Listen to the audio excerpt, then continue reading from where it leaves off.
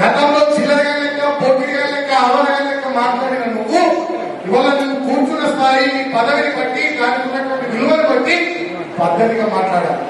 ఒక ఉద్యమ నాయకుడు ప్రాణాన్ని పరంగా పెట్టి తెలంగాణ తెచ్చిన నాయకుడు 10 సంవత్సరాలు తెచ్చిన తెలంగాణ బ్రహ్మాండంగా అభివృద్ధి చేసిన నాయకుడు కేసీఆర్ గారిని పట్టుకొని రంగాన్ని మాట్లాడుతున్నాడు. మీరు రండగాడు, హౌలగాడు, పాగంగాడు, దేడి దివానగాడు, రేవంత్ రెడ్డి గారు ఈ చెంతల కొడుకును ఈ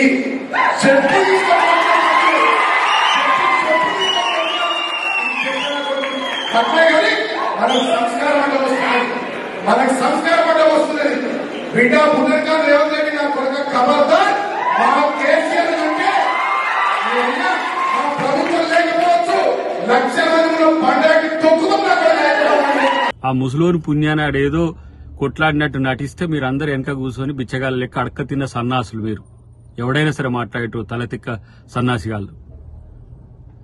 సిగ్గు లజ్జ లేకుండా లక్షల కోట్లు దోంచుకొని ఇంకా మీకు కోపాలు వస్తాయి. ప్రజలు చెప్పులు తీసుకొని తన్నే రోజులు భవిష్యత్తులో ఉన్నాయని తెలియదా మీకు? బహిరంగ సభలు చూడంగానే లేకపోతే ప్రభుత్వ తీరు చూడంగానే మీకు పిచ్చి లేచిపోతున్నది. ఎర్రగడ్డకో ఆ వైజాగ్కో పోండి సన్నాసులారా, గుంపు కట్టుకొని పోరి. ఇలా నేను అంటున్నా, మీ అక్రమాలకు ఆగడాలకు ప్రజలు శిక్ష వేయబట్టి మీరు తగ్గింది కానీ, లేకపోతే మూడోసారి మీరు అధికారంలోకి వస్తే పరిస్థితి, రాష్ట్ర పరిస్థితి ఏంది, ఇక్కడ ప్రజాస్వామ్యం పరిస్థితి ఏందో అందరికి తెలుసు. కాబట్టే మీరన్న దానికంటే 100 మాటలు ఎక్కువ అనగల శక్తి కాంగ్రెస్ కార్యకర్తలకు, కాంగ్రెస్ నాయకులకు ఉన్నది.